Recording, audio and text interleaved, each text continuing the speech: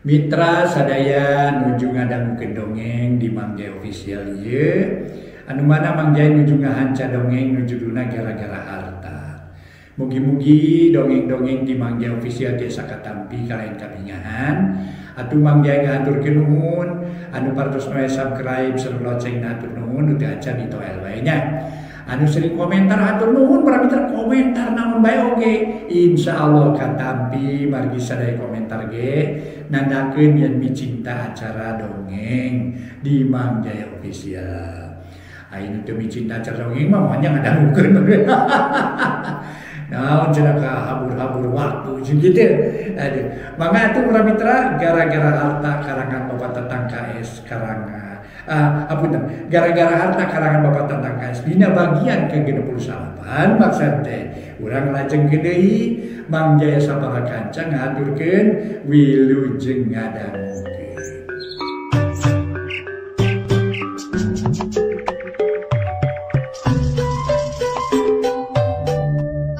Para mitra wilujeng tepang dangu sareng acara matuh dongeng enteng pangbeberahmana. Mang Jaya sapara kanca bade neraskeun hanca dongeng nu katunda carios nyambung judulna gara-gara harta. Ieu dongeng para wargi karangan Wa Tatang. Ayeuna teh nincak bagian ka-68.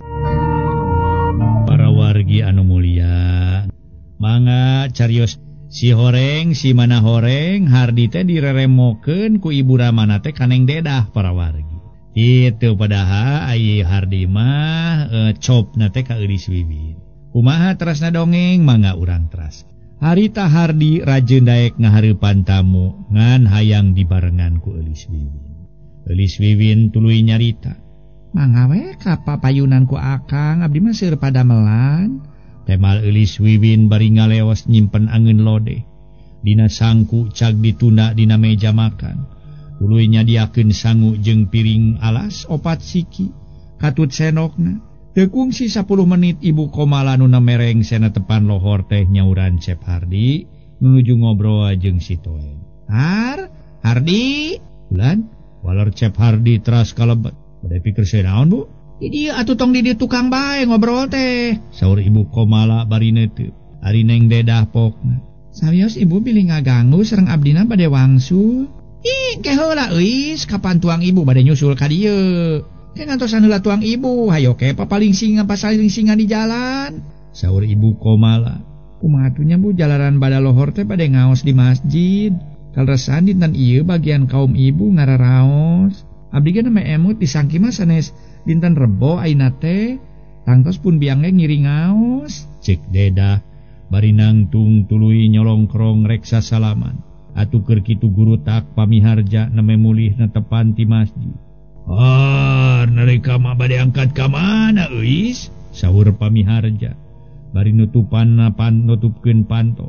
Kumawi bade wangsul Pa jalaran dinten ieu teh bade ngaos di masjid. Karan bagian kaum ibu dinten Rebo mah. Kapan tuang ibu bade ka dieu? Rupina moal ka dieu pun biang ge jalaran sami bade ngaos. Insyaallah enjing pageto abdi ka dieu deui sareng pun biang. Tema dedah maksa rek bali. Wayahna jajabkeun heula kana motor Har, ti dieu mah ada eueuh beca. Asawios Kang ulah ngarepotkeun atuh tebih. Laras ari teu tebih teh mah euis mung ibu mah ngaros melang we. Euis nyalira mamulihna hayo ke tuang ibu bendu. Ari tadi sareng ibu kali apa ka dieu. Ai mulihna nyalira. Sok atuh pangjajabkeun ka ditu Har make motor. Waler ibu Komala keukeuh miwarang dijajabkeun ku Cep Hardi kana motor. Atuh kapaksa ku Cep Hardi dijajabkeun ngangge motor. Tapi sajeroning keur ngajajabkeun teh duanana ge teu aya saurang-urang duanana ge sapara mitra teu sasauran ngabaratem. Atuh pamiharja teras tuang di kamar makan. Ari ibu Komala kapengker kasampak Eulis Wiwin keur ngobrol jeung si Toed bari diuk dina ditu. Di dieu kene kitu tamu teh ibu? Tanya si Toed bari tangah tur neuteub ka ibu Komala. Nu matak maksa balik, dicareke ulah waka balik. Eta cenah poe ieu teh rek aya pangaosan bagian kaum ibu, waler ibu Komala. Yuh, hutan, parentos mulih. Isangkikeun mah ya kene, dupi Kang Aden, Angkat ke mana Bu? Keur ngajajabkeun heula Neng Dedah. Da balik sorangan mamalang saja batik itu. Ayo ke indung na ambek. Hari tadi waktu ini di imana bareng jeung ibu. Malah menang haja diajakan ku ibu. Hari balik sorangan umat taksina diajapkeun ku Hardi. Lamun kitu ka dieuna jeung indungna moal dititah dijajapkeun ku Hardi oge. Waler ibu komala teras kalebet deui nyarengan pamiharja carogena tuang. Eulis Wiwin alum samalah beungeutna meri harita teh para mitra sadaya. Jiga-jiga nu ngandung ambek ngadenge Cep Hardi ngajajapkeun dedah teh. Tur beuki yakin Cep Hardi mika cinta ka dedah.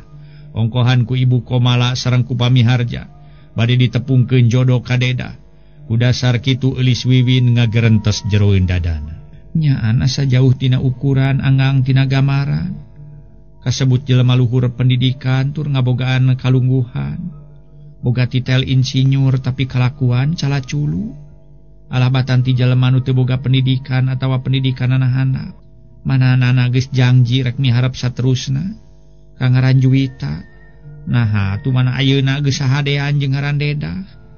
Atuh ka aing ge nyaritakeun rek miharep tapi buktina mah kitu. Caritaan jeung kanyataan teh jauh pisan, jauh tanah ka langit. Lamun kaya kieu mah kapaksa aing kudu nyingkah ti dieu. Aya we di dieu mah kada pasti hate aing panasna. Hutan kieu karasana jadi jelema nu eueuh kaboga teh. Teu boleh nete semplek nincak semplak. Lamun kata rajang ku panyakit teh mah keur igeu-igeu geus brak deui kanceu. Aheuh ayeuna mah rek maksakeun we balik ka lembur. Teu kitu rek sina milu nyiruruk ka Kang Oden. Sugan isuk pageto pareng aing dititah balanya ka pasar tepung jeung Kang Oden. Bari sugan aing meunang deui pagawean di nu sejen. Kitu gerentes hate Eulis Wiwin. Di barung ku cumalima turui kacai rek abdas. Sabab can ngalaksanakeun salat lohor. Puguh lamun dipikir ku salancar mah ngabandungan kana kaayaan Eulis Wiwin mata karunya. Oge samalah beh dituna mah mangwatirkeun kana nasibna. Mana geus teu indung teu bapa hirup nu ngelis nyatang pinang. Rajeun ti heula geus sahadean jeung anu ngaran Oden. Samalah Oden geus rek ngawin. Ku teu hanteu ngadon patorai tina alatan kampung nu dicicingan ku Eulis Wiwin. Diserang ku kumpeni. Rajeun geus boga gawe tur aya nu ngarawatan kalawan dipikanya aku anak dunungan. Tayalian ku Cep Hardi. Teu ku hanteu Cep Hardi aya bejana geus janji rek miharep saterusna kaneng Juwita. Ayeuna rek dijodohkeun ku nu jadi indung bapana ka ngaran Dedah. Akhirna Eulis Wiwin aya pikiran rek ngejat kalawan rek milu nyiruruk di ngaran Oden. Padahal Cep Hardi teh geus giling rek miharep ka Eulis Wiwin ngancan asa canca carita kanu jadi kolot. Kumaha atuh saterusna nasib Eulis Wiwin? Nah jadi ngejatna ati bumi pamiharja. Oge kasaha baris ngajodona. Kitu deui Cep Hardi kasaha ciosna kagungan garwa. Nah ka Eulis Wiwin, nah ka Juwita tanapi ka Dedah. Duka. Teu acan tiasa ditangtoskeun kasaha-sahana Cep Hardi kagungan bojona. Kitu deui Eulis Wiwin. Ya mangawe perhatoskeun dugi ka tamatna ieu carios. Pasosore harita kirawanci asar. Dikersakeun langit nu tadina cekas bengras taya aling-aling. Ngadak-ngadak jadi haleungheum siga nu kabawakeun ku alumna Pasemon Nyi Mojang. Nu harita keur cunggelik di kamarna. Si horeng eta Nyi Mojang anu alum teh Pasemona tayalian Eulis Wiwin. Anu keur dirum-rum ku kabingung. Dikukuntit ku kasedih kingkin. Pipikiran ku malayang rusras ka alam geus kasorang. Sakitu taun ka tukang. Atuh panon anu sakitu cureleukna.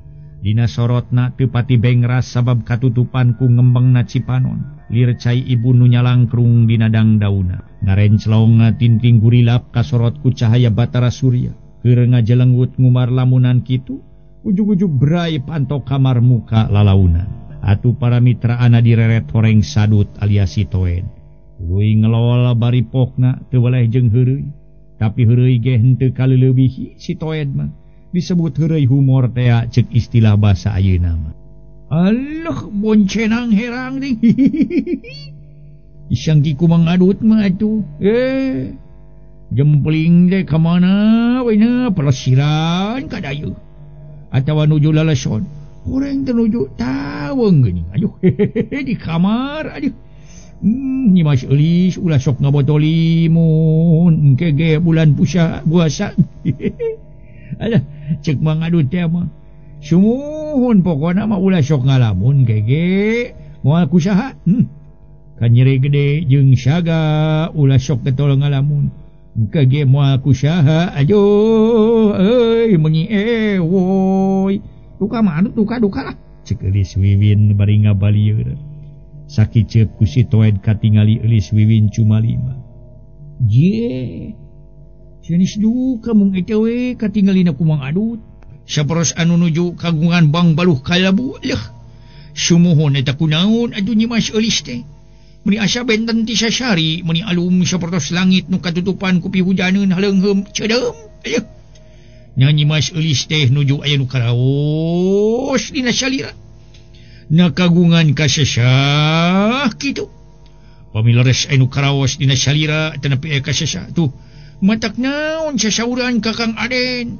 pamituantun sasauran ka Ibu Ramana mah ulah aya nu karaos dina salira tanapi aya kasesah calik bae piraku Kang Aden teu kersa atanapi teu ridho ngabantos kana kasesah Nyimas Elis kada saperos Mang Adut atuh aya kasesah atanapi aya kahoyong teh terang-terangan we balaka ka Kang Aden pokona mah ya blak-blakan lah kitu pokona bluk nangku blak nangkara kitu cek Mang Sadut alias si Toed bari ngawawadian teh bari jeung heureuy ka Elis Wiwin da eta katingalina bangun aya kasusah sumuhun Kang Mang Adut wantun sasauran wantun barang suhunkeun atanapi wantun ngumahakeun abdi mah teu tiasa kitu komo wantun ngabarung sinang mah jalan kahalangan ku karingran cek Elis Wiwin nada-nadana nyinir ka Cep Hardi dumeh geus boga picaloneun para wargi sadaya nu sami-sami ngabandungan di dongeng sakumaha nu kauninga Elis Wiwin nada-nadana nyinir ka Cep Hardi dumeh Cep Hardi geus boga picaloneun sedang nu disinirana mah nuju merhatikeun kana cariosan Ibu Ramana di patengahan kumargi para mitra sadaya harita teh memang sigana mah parantos mulih deui sabada nganteurkeun Neng Deda kahalangan ku kariwang naon ari Nyimas Elis aya turan kahalangan ku kariwang sagala aduh nah hariwang teh hariwang ku Ibu Ramana bilih bener si Toed talete bari neuteub seukeut siga nu kaget malah make jeung diuk harita teh sagala dina jojodo Mang Adut masuk pura-pura kitu piraku teh acan uninga kana kaya nu janten dunungan Mang Adut yuh daek boncenang herang jeung Nyimas Elis sanes pura-pura salesna mah teu acan ngartos Mang Adut mah sun piraku ari ngartos mah ngangenaroskeun cek si Toed teu leupas tina paneuteupna sumunu disebatkeun abdi kahalangan ku hariwang teh wireh dunungan Mang Adut tos kagungan picaloneun kumaha pami picaloneun bendu abotna kagungan sangkian nu teu kantenan tos kumawantun ngumahakeun tos kumawantun ngabarung sinang ka picaloneun nu sanes piraku tacan uninga dunungan Mang Adut tos kagungan picaloneun mangkaning picaloneunana sakitu genitna dibuh Ibu Rama dunungan Mang Adut sakitu doaeunana tadi ge waktos mulihna dijajabkeun ku dunungan Mang Adut ngange motor tema Elis Wiwin tetep geus boga kapastian yen Cep Hardi bakal ngajodo ka Neng Deda eta geuning nu dianggo panghalang ka hariwang ku Nyimas Elis teh wireh tadi dijajabkeun ku Kang Aden kana motor ka bumina sungguh yeuh Nyimas Elis upami sae disangemkeun mah kitu ge upami Nyimas Elis bade percanten ka si Mang Adut anu jiga kadut Kang Aden mangajajabkeun tamu teh sanes maksad anjeunna bade kagungan harapan ka eta tamu nanging dipiwarang ku ibuna tadi waktos Mang Adut dibantun ka kota Kang Aden ngagaleuh raksukan rok 2 poto anjeunna ngagaleuh kameja hiji atuh Mang Adut ge dipangmeserkeun sana nya ku Mang Adut ditaroskeun sangem Mang Adut teh dupi Kang Aden ngagaleuh acuk 2 rok teh muhun rok 2 teh kangge saha saur anjeun teh ka Nyimas Elis lantaran karunya ka manehna atuh sajabati kitu aya harapan ka Elis Wiwin ngan kuring can terang-terangan we cacarita kanu jadi kolot cenah kitu Tah kitu sur Kang Aden deh. Atuh ayeuna Kang Aden nuju ngiring ngariung sareng Ibu Ramana dilebat. Sabada mulih ngajajapkeun tamu tea sungu. Ku timur Mang Adut marupina Kang Aden teh nuju sasauran ka Ibu Ramana. Tina perkawis aya harapan ka Nyimas Eulis.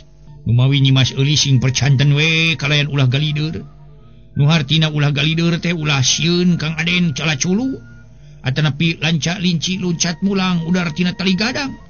Sing percanten ka Mang Adut atuh Nyimas lah pokona mah. Cek si Toed rada panjang lebar satengah ngawawadianan. Tur ngabeberah kana hate Eulis Wiwin. Dipalal urah sedih kingkin marung kabut hate.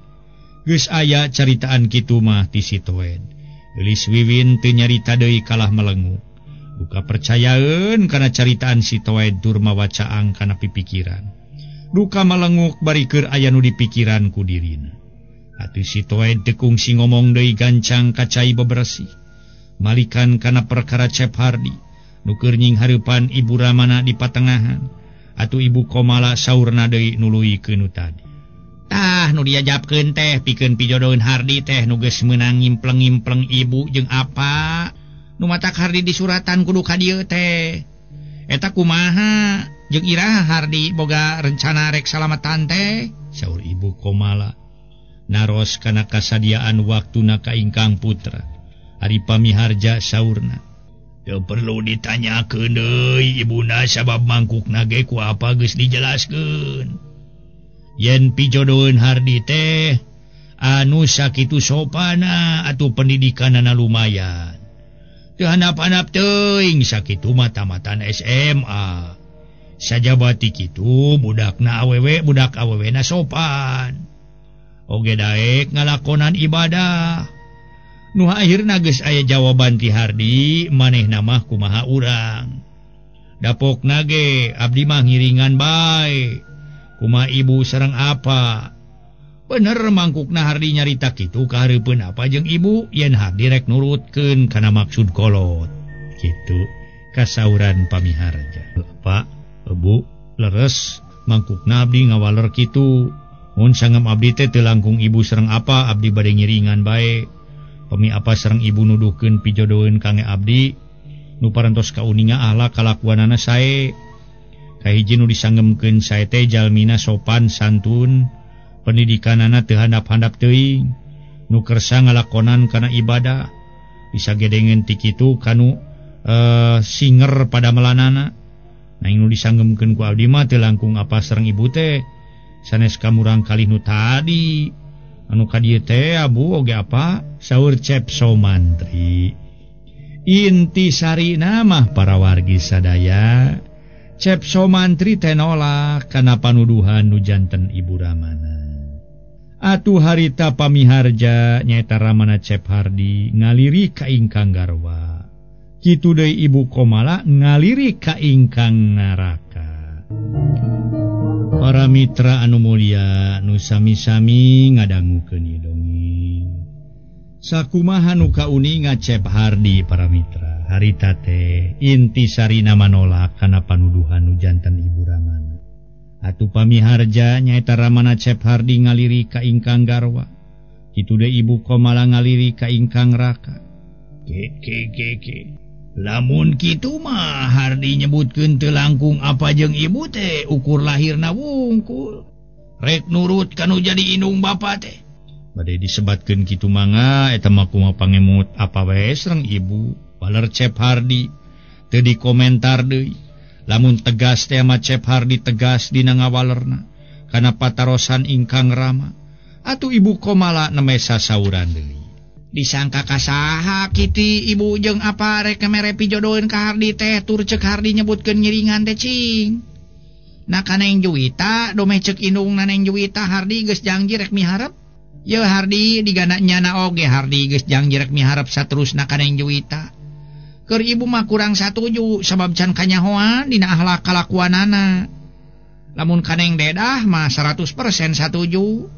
Nu mata ku ibu gancang ditepungkeun ka Hardi oge. Dalam teu satuju mamoalnya ku ibu dibawa ka dieu tur ditepungkeun ka Hardi, saur Ibu Komala neuteup seukeut kana rarai Cep Hardi. Sumun pangemut ibu sapuk sotenan abdi gaduh pijodoeun kaneng deda. Abdi mah teu aya jorojoi gaduh istri kaneng deda. Sanes nampi kajalmina ampun paralun. Sokomo abdi ngarosina mah teu pisan-pisan. Mung hate abdi mah teu merean. Sedeng tepangna ge neme ayeuna.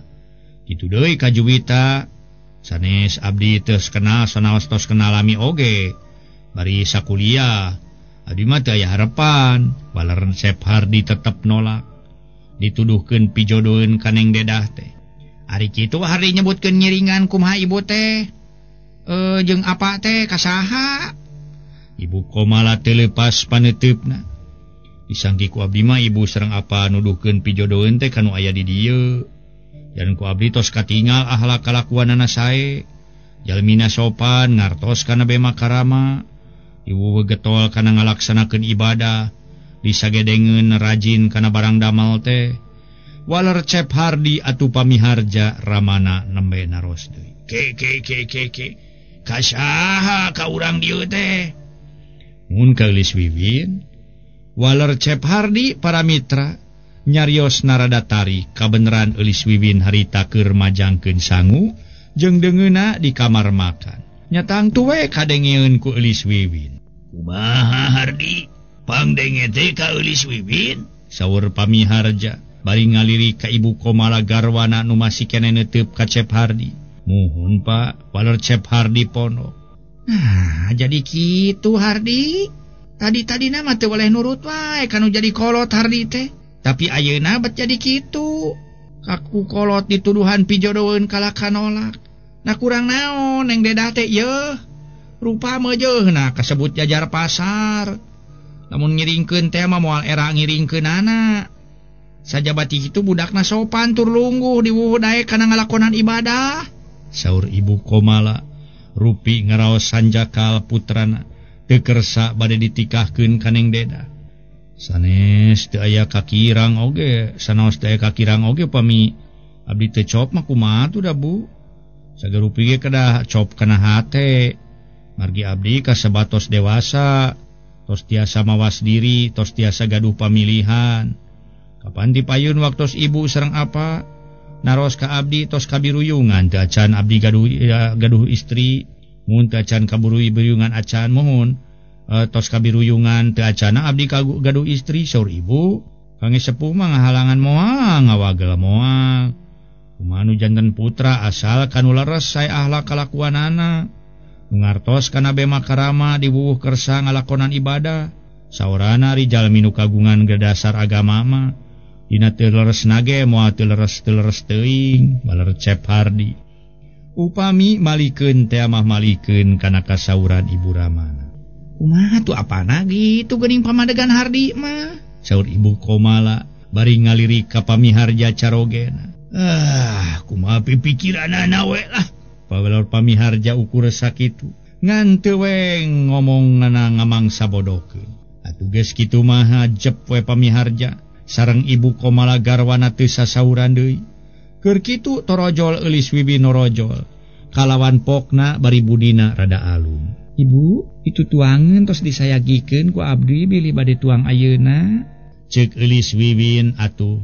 Sakitu Cep Hardi aya oge gigireunana teu direret-ret acan. Siga nu pura-pura teu katingali. Mangatu apa bade tuang mah? Saur Ibu Komala bari ngaliri ka pamiharja carogena. Keuning kerek asar heula. Waler pamiharja teras angkat ka masjid. Atuh Ibu Komala ka jaman. Win ari adut ka mana Win? Meuni teu kecet-kecet. Cep Hardi ayeuna mah nyebut ngaran ka Eulis Wiwin. Tadi nama anyaran datang mah nyebut ceuceu. Teu dipengker mang adut mah tema Eulis Wiwin. Bari ngaleos tur teu mere budi. Ari Cep Hardi harita asup ka kamar kalawan pantona ditutupkeun. Para mitra pamiarsa, harita Cep Hardi atuh asup ka kamar kalawan pantona ditutupkeun.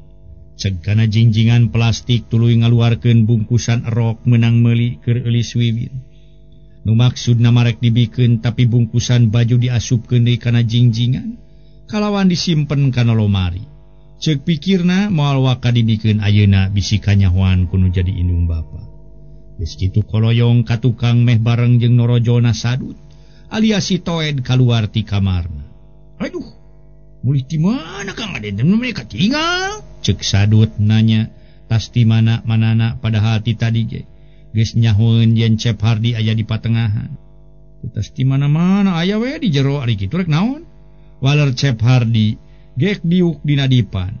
Gelis Wiwin ka jero deui bari mawa elap nu maksudna marek ngelapan kaca di luar.